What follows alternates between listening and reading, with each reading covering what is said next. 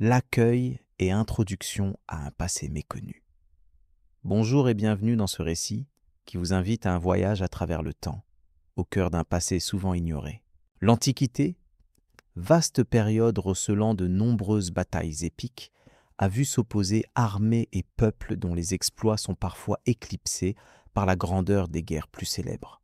Aujourd'hui, nous levons le voile sur ces affrontements oubliés, témoins discrets mais essentiels de l'histoire ancienne. Les batailles que nous explorerons n'ont pas toutes été immortalisées dans les annales traditionnelles. Pourtant, leur impact sur les civilisations présentes fut considérable. Elles ont modelé les frontières, influencé les cultures et changé le destin de populations entières. En plongeant dans ces récits, nous découvrirons des héros méconnus, des stratégies ingénieuses et des épisodes souvent négligés des grandes chroniques.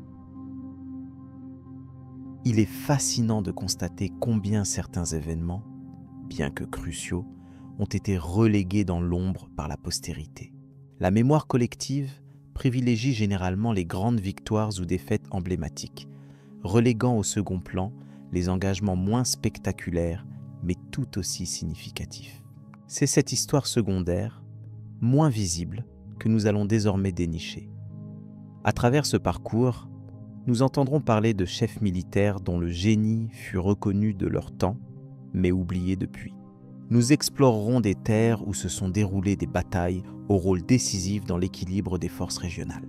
Cette exploration nous conduira des rivages méditerranéens jusqu'aux plaines arides du Proche-Orient, en passant par les montagnes d'Europe centrale, chacune de ces zones ayant connu des conflits méconnus mais stratégiques.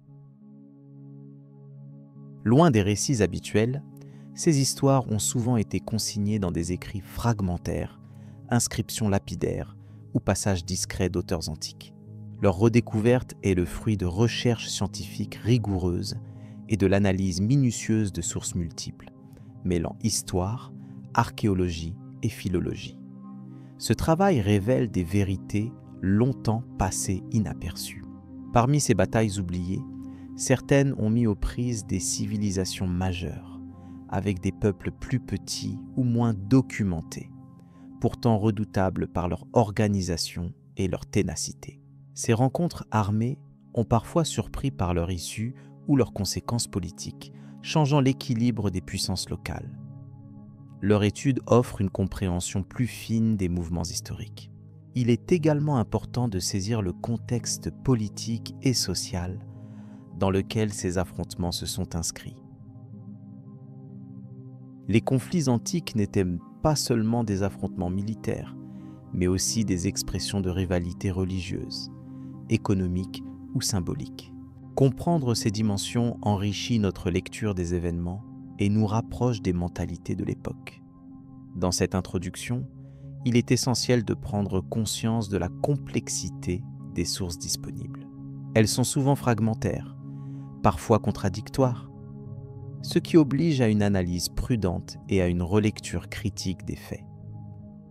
Cette prudence permet d'éviter les simplifications injustifiées et d'apprécier la richesse des récits antiques.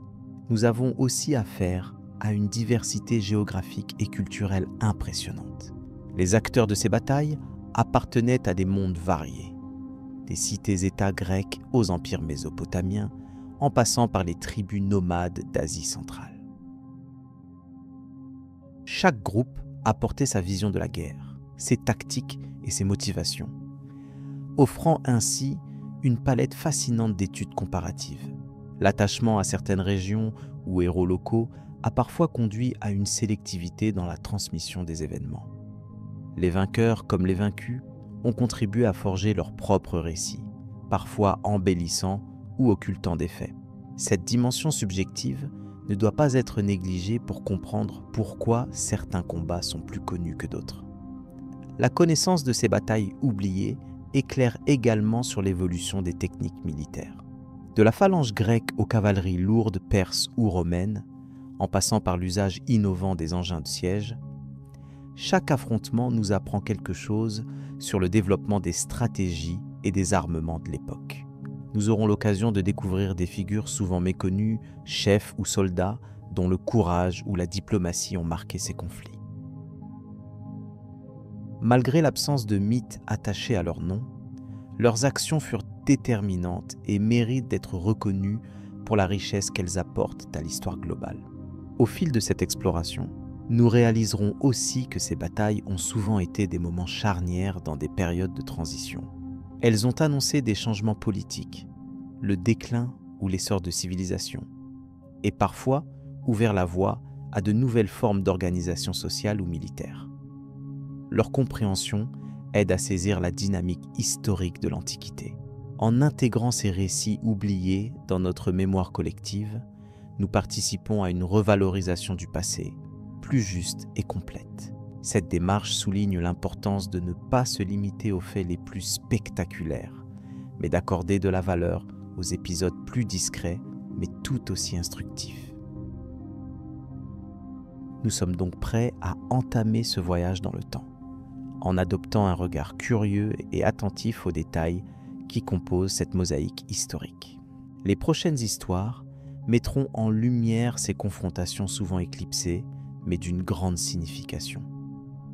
En retraçant leurs contours, nous rendrons hommage à cette part méconnue de l'Antiquité.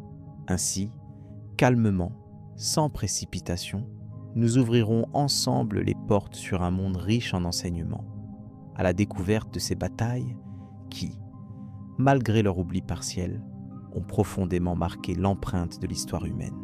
La suite vous dévoilera ces événements avec la sérénité nécessaire pour leur juste appréhension et votre entier plaisir d'écoute.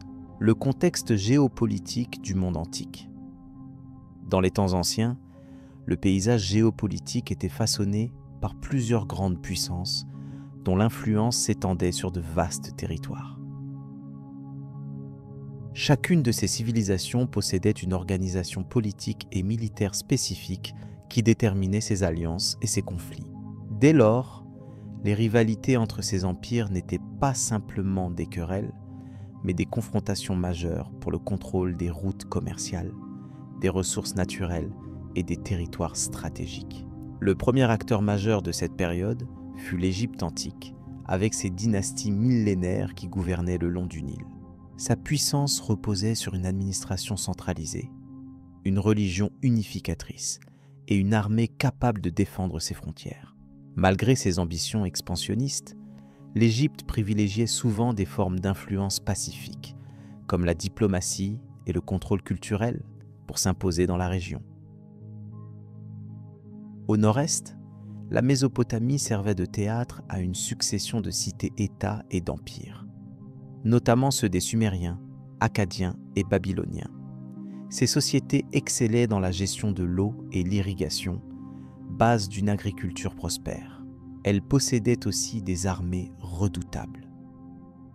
Le personnage de Sargon d'Akkad, qui fonda le premier empire mésopotamien connu, illustre bien la volonté d'unification des peuples sous une seule autorité. À l'ouest, la civilisation grecque se caractérisait par la coexistence de cités indépendantes, comme Athènes et Sparte, souvent en compétition.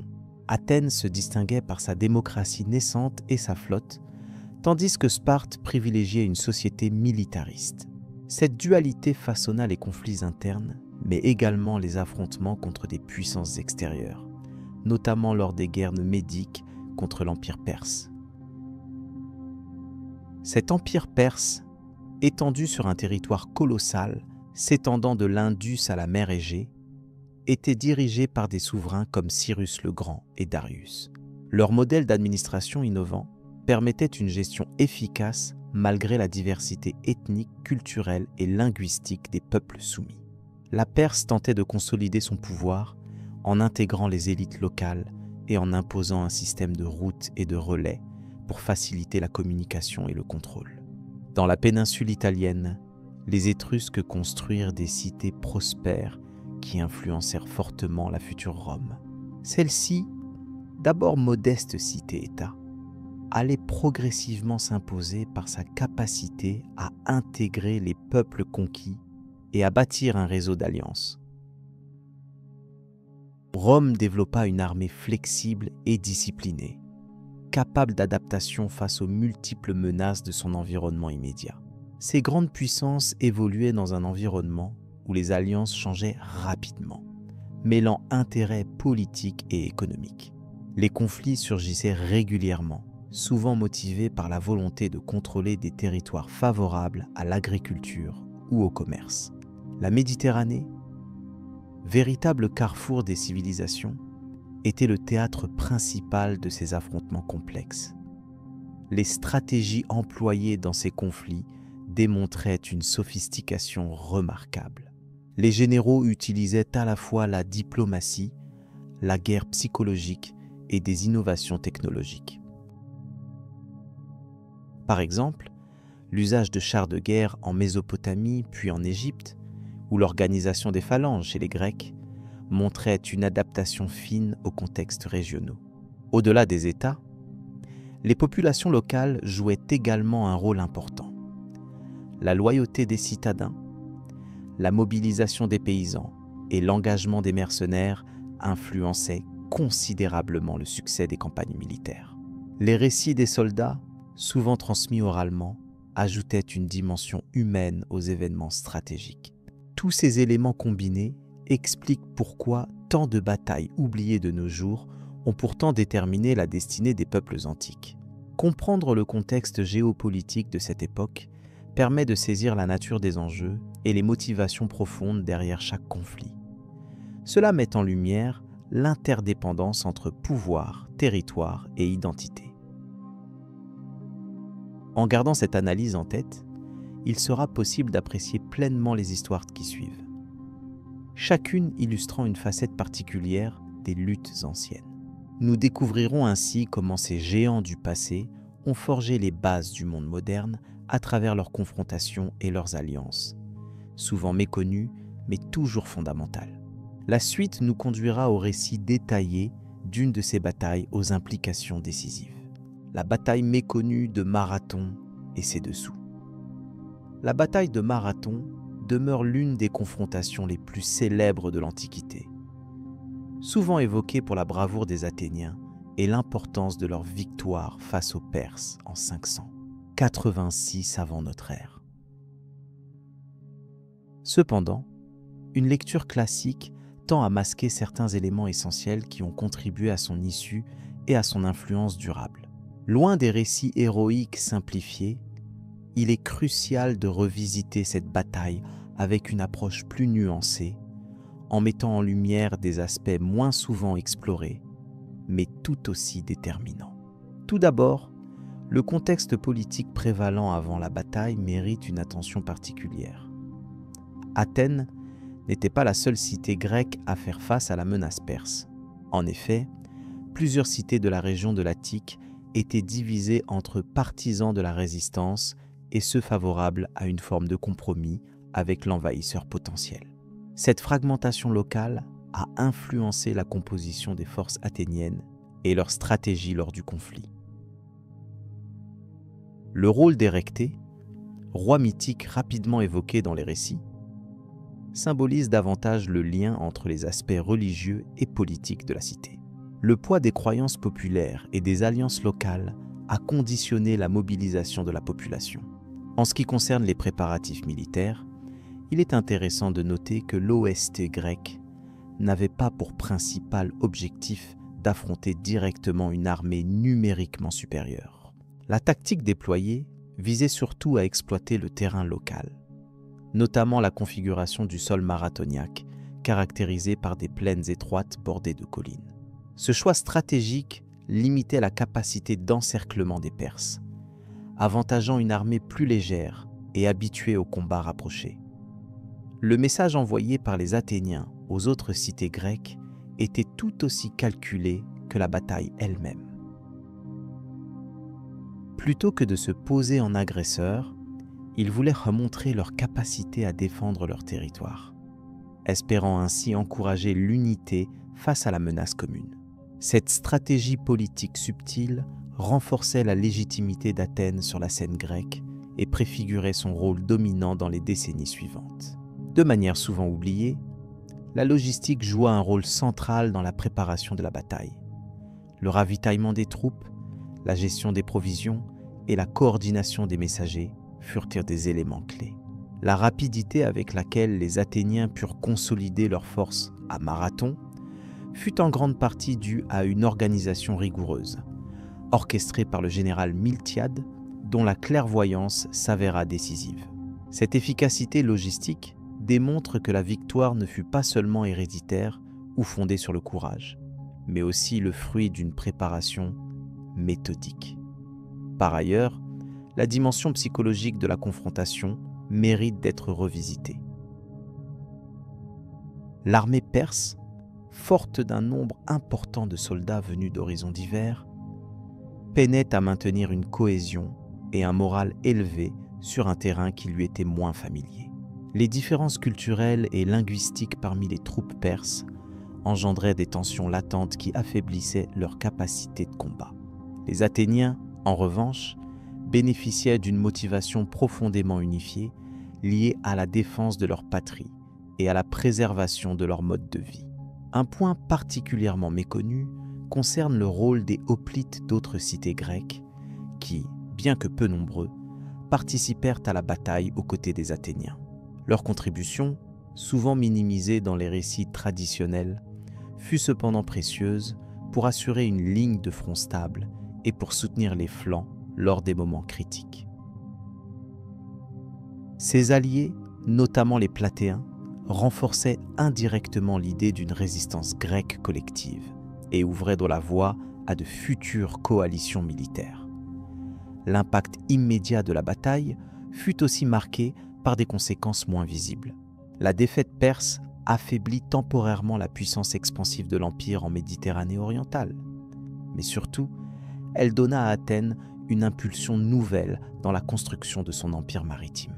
Ce tournant stratégique permit aux Athéniens de contrôler des routes commerciales cruciales, favorisant le développement économique et culturel de leur cité. Ainsi, Marathon ne fut pas seulement une victoire militaire, mais aussi une étape inaugurale dans la transformation politique et sociale d'Athènes. En termes d'historiographie, les sources les plus anciennes, dont Hérodote demeure le principal témoin, doivent être analysées avec prudence. Ce récit, mêlant témoignages oraux et mythologie locale, se concentre souvent sur les exploits héroïques, occultant les dimensions plus pragmatiques du combat. Une lecture critique des documents archéologiques contemporains apporte un éclairage complémentaire en soulignant l'importance des dispositifs tactiques et des infrastructures terrestres que les forces athéniennes savaient exploiter à leur avantage. Enfin, au-delà des enjeux militaires, la bataille de Marathon s'inscrit dans une dynamique de résistance identitaire face à une menace perçue comme civilisatrice, mais oppressive. Les Athéniens, en s'opposant aux forces perses, défendaient non seulement leur territoire, mais aussi leur système de valeurs et leur autonomie politique. Ce combat marque ainsi un jalon fondamental dans l'histoire grecque, annonçant les confrontations futures qui mettront en jeu le destin même de la Méditerranée antique. Ce regard renouvelé sur Marathon invite à dépasser les images convenues pour embrasser une histoire riche de détails souvent négligés. La complexité des facteurs engagés dans cette bataille révèle combien elle fut un point de bascule dans le monde antique, bien au-delà des simples récits victorieusement traditionnels. Cela ouvre naturellement la porte à d'autres épisodes oubliés, où la réalité se mêle à la mémoire pour façonner notre compréhension de l'Antiquité. Les événements qui suivront illustreront cette continuité, explorant comment les batailles et les stratégies héritées de Marathon ont influencé la suite de l'histoire grecque. Le conflit naval d'Eknomos, un tournant oublié. Le conflit naval d'Eknomos, bien que rarement mentionné dans les annales classiques, représente un épisode décisif dans l'histoire maritime antique, sous-estimé malgré son impact stratégique majeur. Situé à une époque où le contrôle des mers dictait la puissance des civilisations, ce combat oppose deux forces aux ambitions divergentes cherchant à maîtriser les routes commerciales essentielles à leur prospérité. Ce conflit se déroule dans une région où les eaux tranquilles cachaient la tension croissante entre cités-États rivales, dont les intérêts économiques et militaires s'entrechoquaient inévitablement. À l'origine de ce combat se trouve la cité portuaire d'Eknomos, un nœud vital commercial situé aux confins d'une mer intérieure, où se croisent des marchands venus d'horizons variés. Cette ville, réputée pour ses navires rapides et sa flotte bien entraînée, jouissait d'une position stratégique qu'elle entendait défendre avec force. Le désir de préserver cette domination contre l'ambitieuse cité voisine d'Italia, en pleine expansion, déclencha la confrontation qui allait marquer un tournant méconnu dans le contrôle maritime de la région. Les forces navales d'Eknomos, sous le commandement du stratège Callistus, se composaient essentiellement de trirèmes lourdes et de navires de transport rapide. Callistus, connu pour sa prudence calculée, avait clairement anticipé le rôle crucial de la surprise et de la maîtrise des vents lors de la bataille. De leur côté, les Italiens, sous les ordres de la commandante Lita, étaient réputés pour leur tactique agressive et leur connaissance précise des courants marins, rendant la confrontation d'autant plus incertaine. Les préparatifs chez Eknomos démontraient une compréhension fine des enjeux du combat. Callistus savait que le contrôle des passages étroits autour des îles situées en mer intérieure permettrait non seulement de contrôler les flux commerciaux, mais aussi d'entraver les manœuvres ennemies. Dans ce cadre, il concentra ses forces autour de ces points stratégiques, misant sur la supériorité technique de ses navires et sur la discipline de son équipage. Cette anticipation se révéla essentielle pour contenir les assauts d'Italia, pourtant nourris par l'ambition et une flotte numériquement égale. Le récit de la bataille elle-même, bien que fragmenté par les chroniques, donne à voir un duel mêlant finesse tactique et endurance. La flotte d'Eknomos, profitant d'un vent favorable à l'aube, engagea d'abord des manœuvres de distraction pour perturber la formation ennemie. Ces premières escarmouches, destinées à exploiter toute faiblesse dans la défense d'Italia, se révélèrent décisives pour modifier le champ de la bataille. Callistus, guidant ses forces avec mesure, conduisit ses navires à bombarder les points faibles tout en protégeant ses propres angles vulnérables. La résistance des Italiens fut acharnée, notamment lors d'une manœuvre surprise qui faillit tourner le combat en leur faveur. Lita avait anticipé la supériorité technique ennemie en ordonnant une série d'attaques coordonnées entre navires légers pour harceler la flotte d'Eknomos et rompre sa cohésion. Cependant, sa stratégie buta sur la discipline rigoureuse des Eknomides, capables de maintenir leur formation malgré les assauts répétés. Ce moment critique attesta de l'importance d'une préparation minutieuse et d'un commandement solide dans une bataille navale de cette ampleur. Les enjeux ne se limitaient pas à cette confrontation unique, mais mesuraient l'avenir même des échanges commerciaux dans cette région stratégique. La victoire d'Eknomos empêcha la domination d'Italia sur les routes maritimes et prolongea une période de compétition équilibrée entre cités méditerranéennes. En outre, les innovations tactiques adoptées lors de ce combat influencèrent durablement les stratégies navales des États voisins, faisant de cette bataille un épisode fondateur méconnu dans l'évolution de la guerre maritime. Par ailleurs, l'impact économique de la victoire ne doit pas être sous-estimé. Contrôler ces passages permit à Eknomos d'affirmer sa position comme principal fournisseur de ressources et de biens finis aux territoires proches, renforçant son poids politique et culturel. Ce succès eut des répercussions sur les alliances locales, car plusieurs cités, impressionnées par la démonstration de force, cherchèrent à s'aligner avec cette puissance croissante. C'est dans cette dynamique qu'Eknomos réussit à bâtir un réseau d'influence durable. Dans l'après-bataille, la gestion des prisonniers et la réparation des navires furent des priorités pour Callistus. Sa persévérance dans ses tâches démontra une vision à long terme, permettant non seulement de restaurer une flotte efficacement, mais aussi d'éviter une flambée de représailles immédiates, contribuant ainsi à stabiliser la région après un conflit potentiellement dévastateur. Cet aspect administratif de la victoire illustre souvent comment la guerre en mer exigeait des qualités de commandement dépassant la simple tactique militaire. Enfin, la mémoire de ce conflit, bien qu'effacée des récits populaires, survécut dans les archives diplomatiques et militaires de plusieurs puissances antiques. Des documents fragmentaires découverts dans des fouilles récentes offrent un éclairage nouveau sur l'importance réelle de l'affrontement d'Eknomos. Ces découvertes invitent à redécouvrir ce tournant oublié, soulignant combien chaque bataille, même discrète, peut façonner le cours de l'histoire. Cette réflexion ouvre la voie à d'autres explorations des conflits maritimes méconnus qui marquèrent l'Antiquité. Ainsi, cette narration s'achève en posant les fondements pour comprendre l'importance des batailles navales dans le développement des civilisations anciennes.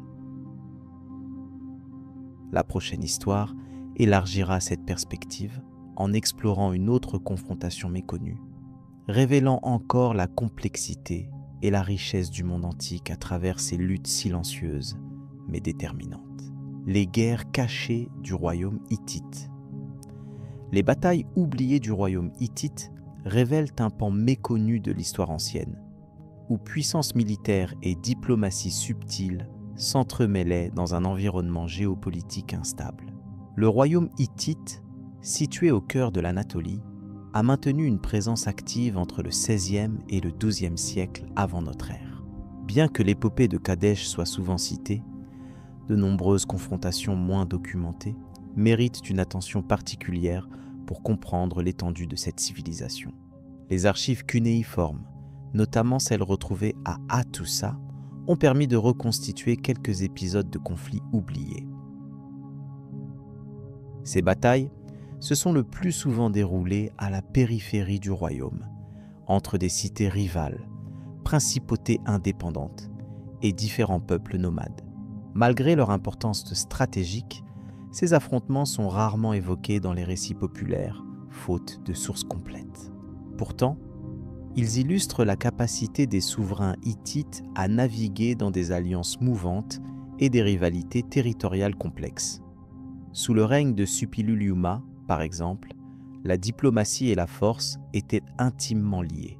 Ce roi, célèbre pour ses campagnes victorieuses contre l'Égypte et les Mitanni, menait aussi des opérations militaires plus discrètes. Certaines de ces victoires stratégiques se caractérisaient par l'emploi de tactiques d'embuscade et de mobilité rapide, permettant de désorganiser l'ennemi avant un engagement décisif. Ces manœuvres sont attestées par des inscriptions sur des stèles et des tablettes administratives, révélant un système militaire sophistiqué. Les sources montrent que les Hittites faisaient souvent appel à des mercenaires et à des alliés étrangers. Ce réseau complexe renforçait leur puissance sans pour autant provoquer de conflits directs permanents. Dans plusieurs cas, des batailles éclataient à cause de transferts de pouvoir dans des régions tampons, où la loyauté des chefs locaux pouvait basculer du jour au lendemain. Ces guerres sporadiques étaient parfois plus meurtrières que les grands affrontements documentés, car elles se prolongeaient dans l'ombre avec des raids nocturnes et des sièges imprévus. Un épisode méconnu concerne la campagne contre le royaume de Arzawa, vers la fin du XVe siècle avant notre ère. Cette région, à l'ouest de l'Anatolie, représentait une menace constante pour les frontières hittites. Les documents diplomatiques mentionnent une série d'escarmouches qui ont affaibli les deux parties avant que Suppiluliuma ne mette fin au conflit par des alliances matrimoniales et des traités, cherchant à éviter une guerre totale. Cet exemple illustre à la fois la brutalité des combats et la maîtrise politique des Hittites. De plus, il faut souligner les tensions persistantes avec les peuples du Nord, notamment les Kaskas. Ces groupes montagnards harcelaient fréquemment les territoires hittites disséminés. Les campagnes menées contre eux sont peu décrites, mais les vestiges archéologiques témoignent d'une activité militaire continue. Ces conflits étaient souvent marqués par des mouvements rapides et l'utilisation d'armes légères adaptées aux terrains accidentés, reflétant une guerre asymétrique à long terme. Par ailleurs, certains écrits font état de batailles navales surprenantes, un aspect rarement associé aux Hittites. Bien que l'Anatolie soit une région majoritairement continentale, la maîtrise de certains ports et la présence en mer Égée permettaient d'en empêcher les incursions ennemies par voie maritime. Des échanges commerciaux avec la Crète et d'autres civilisations insulaires renforçaient cette capacité, autorisant des opérations de débarquement et des patrouilles en mer, essentielles pour sécuriser les approvisionnements et maintenir l'équilibre régional. Les preuves archéologiques renforcent la compréhension de ces conflits. On relève par exemple la fortification de cités comme Zinchirli ou Alalak, où des murs massifs indiquent des préparations défensives face aux attaques répétées. Les fouilles ont révélé des vestiges d'armes, des armures en bronze et des infrastructures militaires avancées.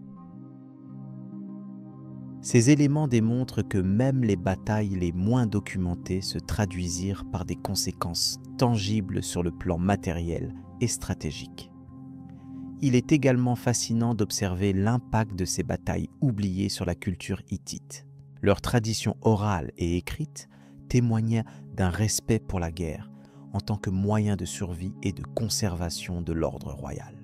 Les rituels entourant la préparation au combat et la célébration des victoires étaient profondément enracinés dans la religion locale, avec des dieux protecteurs invoqués pour garantir la réussite des campagnes. Ces aspects, bien que souvent négligés, participent à une meilleure compréhension de l'état d'esprit hittite face à la guerre. Un des hauts faits peu connus est la défense héroïque menée par le roi Mursili contre une coalition d'ennemis. Son règne fut marqué par des conflits intenses avec les envahisseurs venus du nord-est. Malgré des forces réduites, Mursili réussit à repousser plusieurs invasions grâce à une stratégie défensive rigoureuse et une mobilisation exceptionnelle des ressources du royaume. Ce type d'action illustre le rôle clé joué par les dirigeants dans la survie et la cohésion hittite. Enfin, on ne peut omettre le rôle de l'espionnage et du renseignement militaire dans ces guerres oubliées. Les contemporains attestaient l'existence d'un réseau d'informateurs qui surveillaient les mouvements ennemis, anticipant ainsi les confrontations armées. Cette stratégie aida à prévenir plusieurs attaques surprises et permit d'organiser des contre-offensives efficaces. L'intelligence militaire était donc un des piliers de la puissance hittite, souvent sous-estimée dans les analyses classiques. En somme, ces batailles rares et peu connues luisent d'un éclat particulier lorsqu'on en contemple la complexité. Elles rendent justice à une civilisation capable d'adaptation et de prudence stratégique dans un monde ancien souvent brutal et imprévisible. Chaque conflit, aussi discret soit-il, apporta sa pierre à l'édifice d'un royaume qui sut s'imposer malgré les tumultes de son époque. Cette exploration nous guide déjà vers d'autres horizons, aux confins de l'histoire hittite, encore à découvrir. Les assauts silencieux des montagnes du Zagros. Les montagnes du Zagros, ce vaste massif qui s'étend sur plusieurs centaines de kilomètres à travers l'actuel Iran et la Mésopotamie, furent le théâtre d'affrontements méconnus, souvent occultés par les grandes batailles des plaines. Ces escarmouches silencieuses, bien que peu documentées, ont joué un rôle crucial dans la définition des sphères d'influence des premières civilisations. En effet, la géographie difficile et les conditions rigoureuses rendaient chaque combat une épreuve autant physique que stratégique, contribuant à forger des identités distinctes chez les peuples riverains. Les premiers récits, datant d'environ 2500 années avant notre ère, évoquent des groupes de guerriers nomades connus sous le nom de Goutis. Originaires des chaînes montagneuses, ils menaient des raids sporadiques contre les cités sumériennes situées dans les basses terres du Tigre et de l'Euphrate. L'étude des tablettes cunéiformes retrouvées à Nippur et Ur révèle que ces confrontations n'étaient jamais de grandes batailles rangées, mais plutôt des embuscades, des attaques éclairs visant à perturber les routes commerciales et à affaiblir les Garnison's Enemies. Un personnage notable de cette époque est Lugalzagesi, roi d'Uruk, qui mena des campagnes militaires répétées vers le nord-est.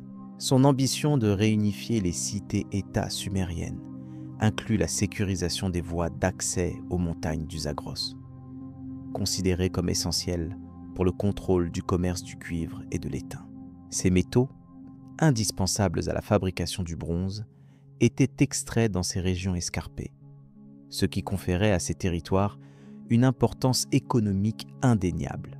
Lougalzagésie, par une série de rapides opérations, tenta de dominer ces cols souvent escarpés pour renforcer son royaume. Le rôle des montagnards était loin d'être passif. Les populations locales, vivant de l'élevage et de la chasse, connaissaient parfaitement le terrain accidenté. Leur maîtrise des passages étroits et des sentiers escarpés leur permettait de tendre des pièges mortels. Ces combattants utilisèrent des tactiques fondées sur la mobilité et la connaissance du terrain, évitant ainsi les confrontations frontales où les citadins disposaient de formations militaires mieux organisées. Leur résistance tenace a empêché plusieurs fois l'avancée des armées du Sud, générant un équilibre instable dans la région. Les archives assyriennes, provenant du premier millénaire avant notre ère, témoignent également de ces combats. Ainsi, le roi Assurnazirpal II, réputé pour ses campagnes d'expansion, documenta précisément les escarmouches dans les montagnes du Zagros, où ses troupes affrontaient des tribus rebelles. Ces récits, gravés sur les bas-reliefs du palais de Nimrud, montrent des scènes de combat dans des paysages accidentés, soulignant la difficulté, voire l'impossibilité des grandes manœuvres classiques. Cette implacable guerre de harcèlement obligeait les armées assyriennes à adapter leurs tactiques et à employer des forces légères. De nombreux vestiges archéologiques apportent un éclairage précieux sur ces événements.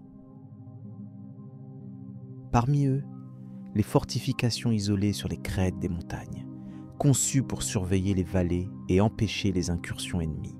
Ces ouvrages témoignent d'une stratégie défensive sophistiquée, destinée à protéger les routes d'approvisionnement vitales.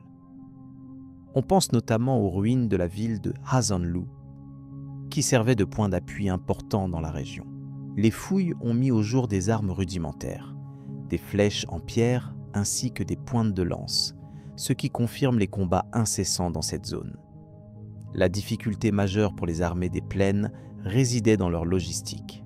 Le transport de provisions, d'armes et de troupes dans un environnement où les chemins étaient étroits et souvent escarpés limitait leur mobilité et leur endurance.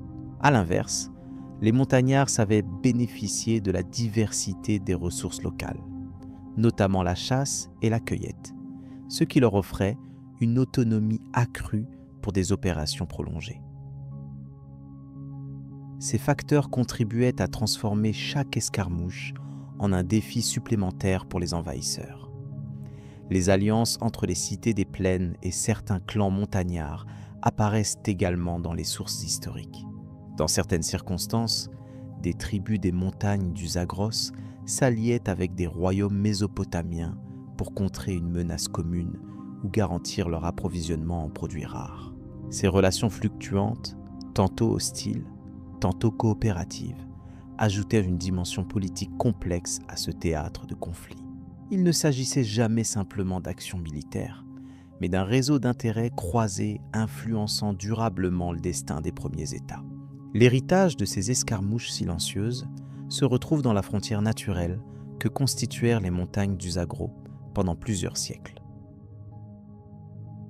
Elles devinrent une barrière quasi infranchissable, non seulement physique, mais aussi culturelle.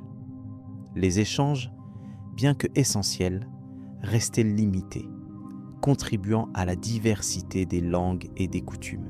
Ce morcellement politique du territoire permit à diverses civilisations de coexister, dans une coexistence marquée par la prudence et la compréhension des forces adverses. Au fil du temps, les techniques militaires évoluèrent pour s'adapter aux contraintes imposées par ce relief accidenté. L'utilisation accrue de la cavalerie légère, le perfectionnement des armes de jet, ainsi que le développement de tactiques d'embuscade illustrent l'adaptabilité des combattants. Ces innovations prirent racine dans l'expérience acquise lors de ces escarmouches, faisant des montagnes du Zagros non seulement un champ de bataille, mais un laboratoire stratégique de premier plan dans l'Antiquité. Ces combats oubliés, trop souvent éclipsés par les grandes batailles des plaines fertiles, demeurent essentiels pour comprendre la dynamique politique et militaire du Proche-Orient ancien. Ils révèlent la complexité des rapports humains dans des environnements défavorables, où le facteur géographique exerce une influence déterminante. En fin de compte, ces assauts dans les montagnes ont façonné des frontières et des alliances qui ont traversé les siècles. Au cœur du Zagros, la confrontation entre sédentaires et nomades, entre royaumes organisés et clans indépendants, dessine une fresque historique riche, dont chaque épisode mérite d'être redécouvert. C'est dans ces ombres silencieuses que naquirent les contours de civilisations majeures qui, dans leur diversité, ont contribué à bâtir le monde antique tel que nous le connaissons. Ainsi, en contemplant ce massif imposant, il est possible de percevoir non seulement une barrière géographique, mais aussi un théâtre d'affrontements stratégiques essentiels, souvent invisibles sur les cartes classiques de l'histoire. Ces récits d'escarmouches, loin des grandes batailles, nous invitent à une compréhension plus fine et nuancée des luttes anciennes. Le prochain récit nous emmènera plus à l'ouest, dans les régions méditerranéennes, où d'autres conflits oubliés ont profondément marqué le cours des civilisations antiques. Le siège méconnu de Ugarit. Il était une fois, dans les confins de la Méditerranée orientale, une cité oubliée par les grands récits officiels, mais pourtant d'une importance stratégique majeure. Ugarit, cette ville portuaire, située sur la côte syrienne actuelle, fut le théâtre d'un siège dont l'histoire reste méconnue, bien qu'il ait influencé le cours politique et militaire de l'âge du bronze moyen. Nous allons explorer en détail ce siège en nous appuyant sur les vestiges archéologiques et les textes cunéiformes pour comprendre comment cet événement a affecté la domination régionale. Ugarit, à son apogée, était une cité prospère, véritable carrefour commercial entre l'Anatolie, la Mésopotamie et l'Égypte. Sa richesse attira de nombreuses convoitises, car contrôler Ugarit signifiait posséder un point névralgique du commerce et de la diplomatie. Vers la fin du XVe siècle avant Jésus-Christ, la cité fut confrontée à une coalition d'adversaires menée par un royaume voisin désireux d'étendre son territoire. Ce siège, très peu relaté dans les manuels classiques, dura plusieurs mois et impliqua des stratégies militaires complexes. Le chef de la défense de la ville, un gouverneur du nom de Ibiru, est peu mentionné dans les textes, mais son rôle fut déterminant lors de cette épreuve. Connu pour sa rigueur et son sens tactique, Ibiru organisa la résistance avec une discipline minutieuse, répartissant les défenseurs sur les remparts et orchestrant la conservation des provisions. En dépit des bombardements et des tentatives d'assaut répétées, Ugarit tint bon grâce à ces mesures. L'archéologie révèle des traces d'armes et de fortifications renforcées qui attestent des efforts de résistance. Les assaillants, quant à eux, mobilisèrent une armée considérable, comprenant des fantassins et des archers équipés d'arcs composites, une technologie avancée pour l'époque. Leur but était de briser les défenses par une combinaison d'attaques directes et de sièges de longue durée, espérant assimiler la cité sans engager un combat trop coûteux. Cependant, cette stratégie se heurta à la rareté des ressources et aux conditions climatiques rigoureuses qui affaiblirent progressivement les assiégeants. Le siège d'Ugarit prit une tournure particulière grâce à l'intervention inattendue d'alliés locaux. Des tribus voisines, évitant d'être dominées, apportèrent un soutien logistique, notamment du bois pour le chauffage et des réserves de nourriture. Ce soutien permit aux défenseurs d'endurer les longs mois sous tension, une manœuvre stratégique souvent oubliée dans l'analyse des sièges antiques. Cela illustre combien la géopolitique de l'époque pouvait s'appuyer sur des alliances fluctuantes et des intérêts partagés. Les sources cunéiformes déchiffrées récemment mentionnent que la résistance fut aussi soutenue par une activité diplomatique intense. Les négociations entre Ibiru et ses alliés cherchaient à affaiblir la volonté des assaillants par la création de dissensions internes, divisant le camp ennemi.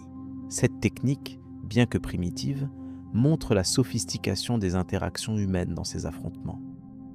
Comprendre ce volet politique éclaire autrement les motivations d'un siège qui ne se limitait pas à un simple combat d'usure. À mesure que les mois passaient, les assiégeants observèrent que leurs efforts ne portaient pas les fruits escomptés.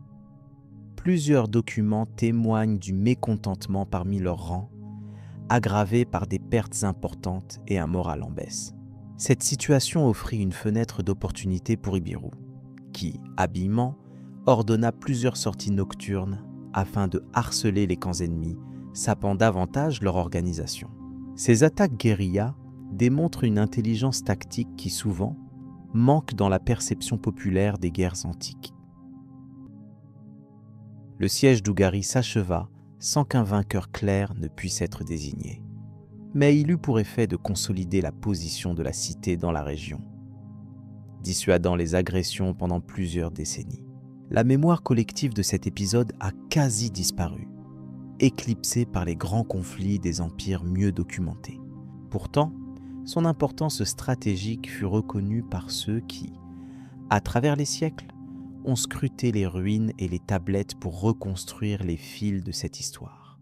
On découvre ainsi que cette bataille oubliée est un exemple remarquable de la complexité des alliances et des stratégies militaires au cours de l'âge du bronze. Elle illustre également la résilience humaine face à des circonstances adverses, ainsi que la richesse des cultures antiques bien avant l'arrivée des grandes civilisations grecques et romaines. Cette plongée dans les faits nous permet de renouveler notre regard sur une époque souvent réduite à des caricatures. Dans la poursuite de nos explorations, il sera pertinent d'examiner comment ces dynamiques militaires influençaient les relations diplomatiques à plus grande échelle, notamment entre les royaumes de la Méditerranée et ceux du Levant. Le siège d'Ougarit, loin d'être un simple épisode isolé, s'inscrit dans un contexte global où le pouvoir, la survie et la diplomatie se confondaient sans cesse. Nous verrons ainsi dans la prochaine partie comment ces événements ont façonné le destin des territoires environnants. Les affrontements entre cités grecques obscures. Les conflits entre cités grecques, bien que souvent éclipsés par les récits célèbres d'Athènes et de Sparte, révèlent un paysage politique complexe et tumultueux.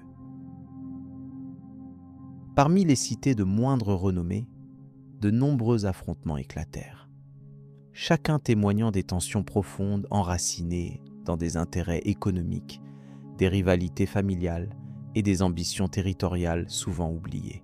Ces luttes intenses, bien qu'elles ne firent pas l'objet d'une large reconnaissance historique, façonnèrent pourtant durablement la carte de la Grèce antique. Parmi ces cités, Corinthe joue un rôle essentiel. Située sur l'isthme qui relie la Grèce continentale au Péloponnèse, elle contrôlait un passage stratégique. Corinthe était jalousée pour sa richesse commerciale et ses fortifications impressionnantes. Des conflits poussèrent cette cité à défendre vigoureusement ses routes commerciales contre ses rivaux comme Érétrie et Chalcis. Ces cités rivales, toutes deux situées en Eubée, employèrent des alliances fluctuantes avec d'autres États grecs pour tenter de neutraliser l'influence corinthienne. Un élément souvent négligé dans ces batailles est l'importance des alliances tribales et familiales intercitées. Par exemple, les Alcmaïonides d'Athènes cherchèrent à influencer la politique de cités comme Thèbes et Delphes afin d'atténuer la puissance de Sparte et de Corinthe. Le rôle des familles aristocratiques exacerba les tensions. Ailleurs, à Delphes, la rivalité entre les anciens dignitaires et les nouveaux venus déclencha des affrontements qui, au-delà de la guerre open, affectèrent profondément la diplomatie régionale et la gestion du sanctuaire d'Apollon. Les guerres entre cités mineures ne se limitaient pas aux seuls combats terrestres. Les flottes navales jouèrent un rôle crucial. Par exemple, la bataille navale de Naxos contre Paros illustre parfaitement la lutte pour la suprématie en mer Égée. Les deux îles, bien que modestes comparés à Athènes, mobilisèrent leurs ressources pour contrôler les routes maritimes commerçantes indispensables à leur survie économique. Cette bataille retentissante provoqua des alliances nouvelles entre des cités éloignées, démontrant combien les rivalités locales pouvaient influencer l'ensemble du bassin égéen. Un autre cas particulièrement révélateur est celui des conflits entre Mécène et Argos. Ces deux cités du Péloponnèse se disputèrent des territoires agricoles fertiles ainsi que l'accès à la mer. Ces querelles, qui durèrent plusieurs décennies, virent l'émergence de leaders charismatiques dont les stratégies militaires furent documentées dans des chroniques peu connues. Parmi eux, le général Eutymos sut, par un mélange de diplomatie et de coups d'éclat, maintenir l'équilibre du pouvoir dans la région pendant une longue période instable. La fragilité des alliances est également notable dans les affrontements impliquant Phocée et Crotone. Phocée, située sur la côte ionienne, fut une cité marchande influente qui chercha à étendre son commerce en Méditerranée. Cependant, face à la montée en puissance de Crotone, une cité mégalopolitaine de Grande Grèce, Phocée dut s'engager dans plusieurs batailles délicates pour sauvegarder ses intérêts. Ces échanges guerriers, souvent précédés de négociations, démontrent la complexité d'un monde où les compromis temporaires étaient aussi fréquents que les conflits ouverts. Un point important dans l'étude de ces querelles anciennes est l'impact sur l'évolution des institutions démocratiques et oligarchiques. Par exemple, plusieurs cités mineures, sous la pression des conflits, adoptèrent des réformes politiques pour mieux gérer la guerre. Parmi elles, Épidamne connut une transformation majeure de son système politique visant à renforcer la cohésion face aux menaces extérieures, ce qui marque une étape cruciale dans l'histoire politique locale, souvent ignorée par les récits principaux. Par ailleurs, les récits de soldats et officiers, même fragmentaires, offrent un aperçu précieux de la réalité de ces conflits oubliés. Le témoignage d'un stratège nommé Lysandre, qui servit dans plusieurs de ces petites cités, révèle un individu pragmatique, attaché à éviter des effusions inutiles, tout en s'efforçant de protéger les civils autant que possible. Ce témoignage met en lumière une autre facette des guerres antiques, souvent absente des descriptions héroïques: la crainte, la diplomatie et parfois l'usure progressive des troupes. Ces conflits entre cités mineures s'inscrivent dans une dynamique où chaque victoire ou défaite modifiait les relations de pouvoir au-delà des frontières locales. Lorsqu'une cité remportait un combat, même modeste, elle influençait directement le commerce, la circulation des idées et les alliances culturelles à travers la Grèce. Ainsi, la petite guerre locale devenait un catalyseur de changements plus larges, en changeant progressivement le paysage politique et social grec bien avant que les grandes batailles classiques ne prennent le devant de la scène. Enfin, la mémoire historique de ces luttes est souvent transmise à travers des inscriptions, des récits fragmentaires sur des stèles et des archives de sanctuaires religieux. Ces vestiges, patiemment étudiés par les archéologues, permettent de recomposer des épisodes oubliés dont l'importance dépasse le simple cadre militaire. Ils reflètent une époque où la survie des petites cités dépendait d'une habile gestion des conflits, parfois plus subtile que les récits héroïques traditionnels ne le laissent nous supposer. En somme, les affrontements entre ces cités grecques obscures illustrent la pluralité et la richesse du monde antique. Ils démontrent combien les relations humaines, les intérêts économiques et les stratégies politiques s'entrelacèrent pour créer un réseau d'interactions où chaque cité, malgré sa taille réduite, joua un rôle déterminant. Cette complexité invite à envisager la Grèce antique sous un jour plus nuancé, où l'histoire ne se limite pas aux exploits des grands empires, mais s'étend aux petites communautés qui forgèrent leur destin à travers des conflits souvent oubliés. Ce regard élargi sur les guerres oubliées prépare ainsi la voie à une réflexion plus approfondie sur les mécanismes de pouvoir et d'adaptation dans le monde antique, thème que nous aborderons dans la suite de notre exploration. La bataille de Kadesh, revisitée sans légende. Bienvenue dans ce récit. La bataille de Kadesh, souvent enveloppée de mythes, mérite une analyse rigoureuse et apaisée. Ce conflit, qui eut lieu il y a environ 3200 ans, opposa les armées de l'Égypte antique sous le règne de Ramsès II aux forces hittites conduites par le roi Muwatallit II. Plusieurs sources historiques, notamment des inscriptions égyptiennes et des tablettes cunéiformes hittites, nous fournissent un aperçu de cette confrontation puissante qui s'est déroulée au nord-ouest de la Syrie actuelle, dans la plaine de Kadesh. Le contexte géopolitique à cette époque était marqué par la lutte pour le contrôle des routes commerciales et des villes stratégiques entre deux grandes puissances. L'Égypte cherchait à étendre son influence vers le Levant, tandis que les Hittites essayaient de consolider leur domination en Asie mineure. Kadesh, située sur l'Oronte, était une ville clé, véritable carrefour d'échanges économiques et militaires. Elle devint rapidement l'enjeu d'un affrontement majeur, tournant ainsi la page à une période de tension croissante.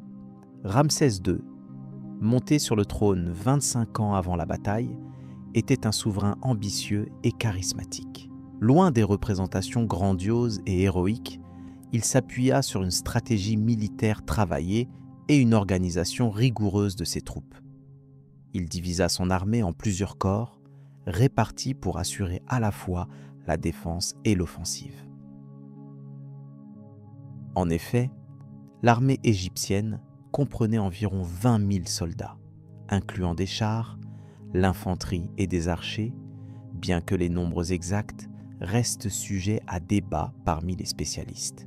Du côté hittite, Muwatallit II, héritier d'une dynastie guerrière, disposait lui aussi d'une puissante armée composée de chars, de fantassins et d'archers. Les Hittites employaient une tactique de combat particulièrement centrée sur l'assaut rapide et coordonné des chars, une méthode efficace sur les terrains ouverts, comme celui de Kadesh. Ils purent ainsi mobiliser environ 25 000 soldats selon différentes estimations, renforçant leur avantage numérique sur le champ de bataille. Les premières heures du combat virent une embuscade préparée par les Hittites contre l'avant-garde égyptienne. Ce fut un moment critique qui faillit coûter cher à Ramsès II. L'attaque surprise força les Égyptiens à un repli temporaire, ce que rapportent des inscriptions égyptiennes sur les murs de temples. Cependant, Ramsès fit preuve d'une intervention directe sur le champ de bataille, commandant personnellement ses forces et redressant la situation malgré des pertes initiales importantes. Les récits égyptiens, souvent teintés d'un certain parti pris, décrivent la bataille comme un triomphe clair et net pour Ramsès II. Pourtant, les sources hittites présentent un tableau différent, indiquant l'absence d'une victoire décisive et une montée en puissance de leur influence dans la région après le combat. Ainsi, ce combat reste classé historiquement parmi les conflits où aucun camp n'a obtenu un avantage absolu, conduisant finalement à un équilibre instable mais durable. Le traité de paix qui suivit, signé environ 13 années après la bataille, illustre cette réalité de compromis. Premier accord diplomatique connu, il posa les bases d'une coexistence fragile entre l'Égypte et les Hittites. Ce document, retrouvé en copie en langue égyptienne et en hittite, détaille les termes d'une non-agression mutuelle et la solidarité face à d'autres menaces étrangères, notamment les peuples du Nord. Il est important de noter que, loin des récits héroïques, la bataille de Kadesh illustre également les limites des pouvoirs militaires de cette époque. La logistique, la gestion des troupes et la stratégie politique jouaient un rôle aussi crucial que la force brute sur le terrain. Les armées utilisées étaient composées d'hommes bien entraînés, mais confrontés à des défis liés au terrain accidenté, aux conditions climatiques et à la coordination complexe de différentes unités. Par ailleurs, l'apport archéologique a permis d'affiner notre compréhension du conflit. Des fouilles menées sur le site supposé de Kadesh ont révélé des traces de campements et des artefacts liés à la présence des deux belligérants. Ces découvertes tendent à confirmer l'ampleur du combat et l'importance stratégique de la région, posant les bases d'études actuelles sur la logistique et l'organisation militaire des civilisations anciennes. Les techniques de combat, notamment l'usage du char, méritent une attention particulière.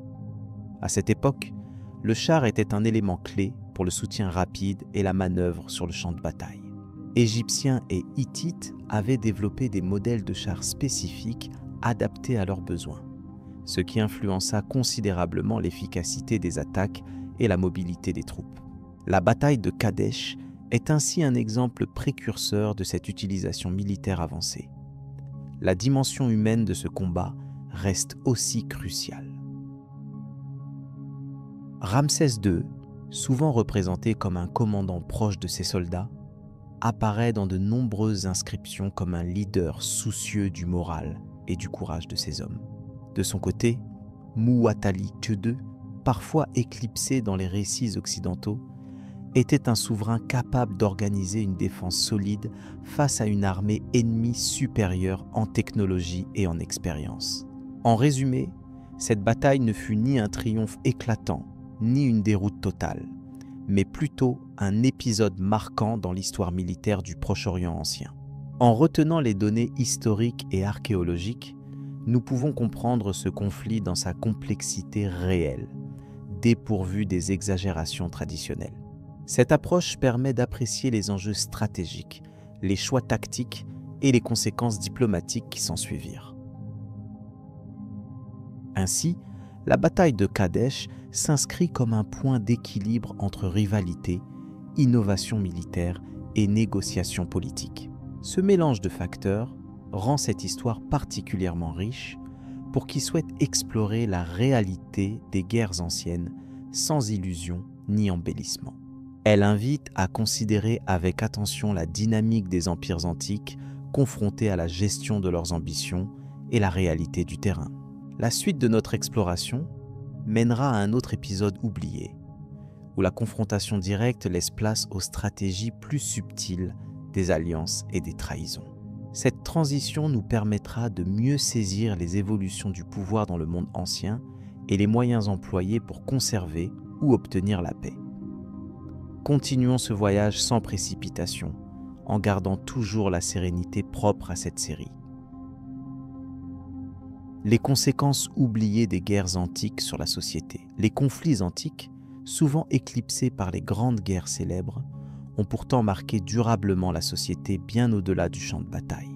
Ces affrontements, parfois méconnus, ont laissé des traces profondes dans l'organisation politique et économique des cités et empires touchés.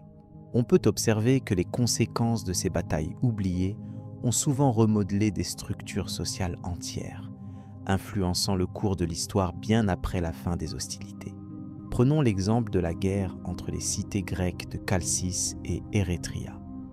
Un conflit qui semble mineur au premier abord, mais qui a révélé des dynamiques sociales complexes. Cette confrontation a engendré des déplacements importants de population, provoqué une réorganisation agricole et marqué une redéfinition des alliances politiques. Les pertes humaines, mesurées en milliers, ont engendré une pénurie de main-d'œuvre, poussant à l'émergence de nouvelles formes d'économie basées sur l'autosuffisance locale. Par ailleurs, d'autres batailles oubliées ont eu un impact direct sur la diffusion culturelle. Par exemple, la campagne militaire dans les régions de Phrygie a contribué à la transmission de savoirs techniques et artistiques par la migration forcée des artisans. Cette région, peu mentionnée dans les grands récits classiques, est pourtant devenue un carrefour d'influence grâce aux bouleversements provoqués par la guerre. Le résultat fut une transformation des pratiques locales, intégrant des éléments venus d'horizons variés. Les conséquences économiques sont souvent sous-estimées. La destruction d'infrastructures et le déclin des échanges commerciaux régionaux après des conflits tels que ceux menés par les royaumes hittites ont entraîné une récession durable. Cette période d'instabilité a été suivie d'une redéfinition des routes commerciales, favorisant certaines cités au détriment d'autres. Ainsi, des centres urbains ont gagné en importance en reprenant le relais des échanges, ce qui a entraîné une reconfiguration politique ainsi qu'une redistribution des richesses. Un autre aspect crucial est la transformation sociale induite par ces guerres. Dans certaines régions comme l'Étrurie, les conflits ont provoqué l'apparition de nouvelles classes sociales. Le pouvoir s'est déplacé des anciens aristocrates vers une noblesse militaire émergente, souvent composée de chefs de guerre victorieux. Cette élévation sociale par la force armée a entraîné des changements durables dans l'organisation politique locale, augmentant l'importance du pouvoir centralisé au détriment des communautés villageoises. Les répercussions démographiques ne sont pas moindres. Les pertes massives lors d'affrontements ont modifié la composition des populations, diminuant significativement certains groupes ethniques. Ces évolutions démographiques ont parfois favorisé l'intégration de nouveaux peuples, modifiant ainsi la mosaïque culturelle. Ce phénomène a été observé par exemple dans les régions du Levant, où des guerres répétées ont transformé radicalement les dynamiques ethniques et linguistiques. La guerre elle-même a aussi servi d'accélérateur pour certaines innovations technologiques. L'intensification des conflits dans le bassin méditerranéen a poussé les civilisations à développer des armes et des techniques de siège plus efficaces. Cette course à l'innovation a eu des retombées dans la vie quotidienne, notamment dans l'amélioration des infrastructures défensives des villes et dans l'organisation militaire des sociétés qui, à leur tour, ont influencé la gestion administrative et économique. Il est essentiel de noter que ces guerres oubliées ont souvent servi de prétexte à des réformes politiques profondes. Parfois déclenchées à la suite d'une défaite humiliante ou d'une victoire coûteuse, les autorités locales ont dû réviser leur structure de pouvoir pour stabiliser les régions affectées. Ces réformes pouvaient inclure la redistribution des terres, des modifications dans les lois civiles ou des changements dans les systèmes fiscaux, tous destinés à restaurer la cohésion sociale et économique. Un exemple marquant est celui des cités sumériennes, où après des conflits répétés avec les Amorites, des réformes agraires ont été instaurées pour prévenir les inégalités exacerbées par la guerre. Ces mesures ont contribué à une meilleure répartition des ressources, favorisant la reconstruction rapide et limitant les tensions internes. Elles montrent progressivement que les guerres pouvaient non seulement détruire, mais aussi servir de moteur de changement social positif. Par ailleurs, la mémoire collective de ces conflits a influencé la création d'archives écrites souvent conservées dans les temples ou palais, servant de source historique majeure. Ces documents témoignent non seulement des événements militaires, mais aussi des répercussions sur la société civile. Ils constituent un héritage précieux pour comprendre comment les peuples anciens interprétaient la guerre comme un phénomène à la fois destructeur et formateur, capable de redessiner l'ensemble du tissu social. Une dimension souvent négligée concerne la gestion des prisonniers et des populations déplacées, qui a modifié les rapports sociaux post-conflit. Leur intégration ou exclusion a pu modifier les équilibres locaux, en renforçant parfois des tensions ethniques ou en favorisant de nouvelles formes de coopération. Ce processus a eu des répercussions politiques, obligeant les élites à repenser leur stratégie d'administration et à négocier davantage leur pouvoir. Enfin, il est clair que ces batailles oubliées participent à la compréhension globale de l'évolution historique en montrant que l'impact des guerres passe bien au-delà des seuls événements militaires visibles. Elles ont constitué des catalyseurs pour de profonds changements sociaux, économiques et culturels qui ont façonné la civilisation antique d'une manière durable. Cette analyse invite à un regard renouvelé sur l'histoire, privilégiant une approche intégrée des conflits dans le développement humain. À présent, nous pouvons explorer comment ces transformations ont façonné les structures politiques majeures, affectant durablement l'équilibre des pouvoirs dans le monde antique. La préservation historique des batailles et leur redécouverte, la mémoire des batailles antiques s'est souvent effacée non pas par négligence, mais en raison de multiples facteurs naturels et humains qui ont rendu leur conservation difficile. D'abord, la fragilité des documents écrits et la rareté des archives confiées au temps ont contribué à cet oubli progressif. Les papyrus, parchemins ou tablettes de pierre, pouvaient disparaître sous l'effet des intempéries, des guerres ultérieures ou de l'abandon des lieux où se trouvaient les camps militaires. En cela, le relief naturel, les changements climatiques et l'usure du temps ont joué un rôle crucial, cachant sous un manteau de terre ou de végétation les lieux mêmes où des affrontements décisifs se sont déroulés. Par ailleurs, l'évolution des civilisations a souvent entraîné la transformation des paysages, rendant difficile la localisation précise des anciens champs de bataille. Les villes ont été bâties par-dessus d'anciennes zones militaires, les rivières renommées ou même modifiées de leur cours, tandis que les plaines fertiles ont été exploitées pour l'agriculture, effaçant les traces visibles du passé. Il n'est pas rare que des siècles passent avant que les historiens ou les archéologues ne prennent conscience d'un site quelconque, longtemps considéré comme banal ou insignifiant. Au cours du XIXe siècle, avec l'essor de l'archéologie scientifique, un renouveau d'intérêt pour ces souvenirs perdus a émergé. Le progrès des techniques de fouille et l'invention de méthodes plus précises, telles que la stratigraphie, ont permis une approche rigoureuse, associée à une meilleure compréhension des sources textuelles. Les fouilles systématiques ont alors redonné vie à des sites oubliés, en révélant des vestiges d'armures, d'armes ou de fortifications que les anciennes chroniques avaient laissé à peine entrevoir. Dans ce contexte, les recherches contemporaines utilisent des moyens technologiques modernes pour affiner encore leurs découvertes. La prospection par laser aéroporté, par exemple, permet de cartographier la topographie sans dégrader le terrain, révélant des formes évoquant des tranchées ou des lignes de défense. La méthode géophysique complète souvent les observations de terrain par des premiers indices sur la composition du sol ou la présence d'artefacts métalliques enfouis.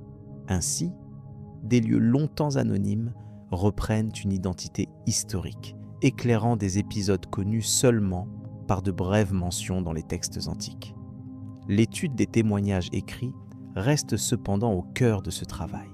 Les historiens mobilisent les récits des auteurs de l'Antiquité, tels que Hérodote, Polybe ou Tacite, pour replacer les découvertes archéologiques dans leur contexte. La conjonction de sources diverses permet de corriger parfois les erreurs ou les exagérations des chroniqueurs. Par exemple, l'emplacement présumé de certaines batailles a été contesté grâce à des analyses du terrain et de la distribution des vestiges, orientant les chercheurs vers des hypothèses plus plausibles et cohérentes. Un épisode particulièrement révélateur est celui de la bataille de Kars, où en mêlant études textuelles et prospection systématique, les spécialistes ont pu redéfinir le théâtre des opérations et analyser la logistique des armées en présence. Cette bataille, longtemps négligée, illustre les complexités d'une guerre antique dont on avait perdu le site exact. Les découvertes ont permis d'approfondir la connaissance du déroulement et des conséquences stratégiques, jusqu'alors partielles ou purement spéculatives. Les fouilles récentes sur le site d'Hattin, lieu de la fameuse bataille où Saladin vainquit les croisés, montrent également comment la science contribue à compléter les récits médiévaux. Ces analyses permettent d'identifier des hypertrophies dans les camps, des lieux de bivouac, ainsi que les zones consacrées aux combats majeurs. Le travail minutieux d'examen des armes retrouvées témoigne des techniques de guerre et des mentalités guerrières des protagonistes antiques et médiévaux, offrant un aperçu plus tangible et précis que les seules chroniques manuscrites. Par ailleurs, la collaboration entre archéologues, historiens et spécialistes des sciences naturelles crée une interdisciplinarité fertile. Les analyses de pollen, par exemple, informent sur l'environnement naturel au moment de chaque confrontation.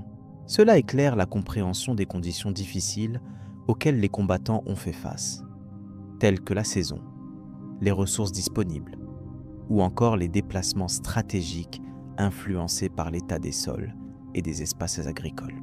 Ces données obliques rendent compte d'une histoire vécue que ne peuvent capturer uniquement les documents historiques. Enfin, les progrès dans la datation isotopique ont permis d'affiner la chronologie des événements. Les outils modernes classent les vestiges selon des intervalles précis, réduisant les écarts et estimations erronées utilisées jadis.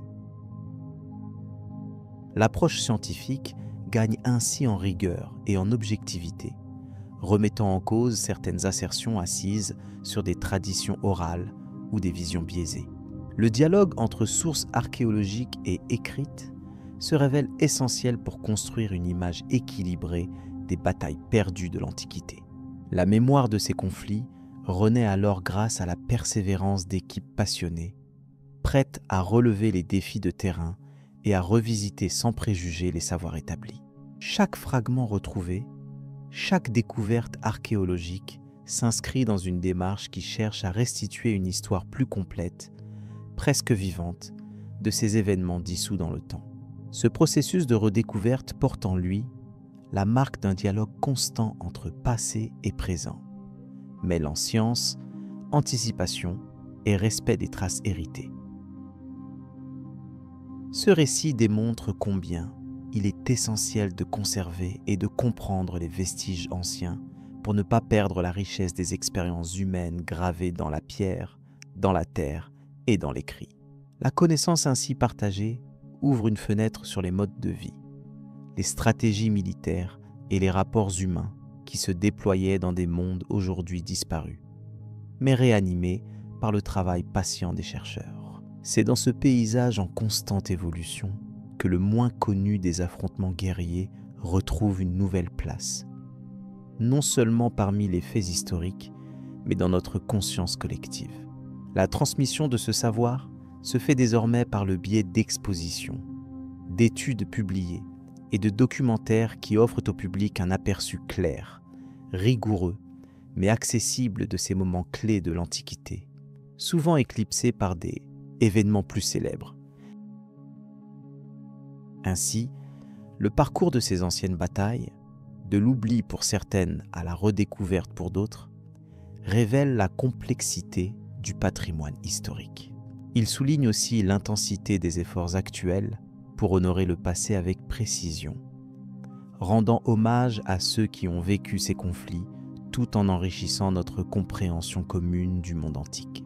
À mesure que ces investigations progressent, elles pavdissent la voie pour la dernière étape de notre exploration, où nous porterons notre attention aux témoins matériels laissés par les combats et leur conservation dans le temps, un thème qui conclura notre voyage au cœur de ces histoires redécouvertes.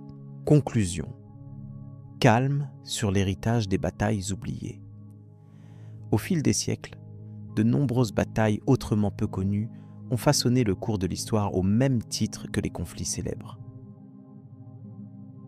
Ces affrontements, souvent oubliés ou négligés, ont eu des conséquences profondes sur les civilisations qui les ont vécues.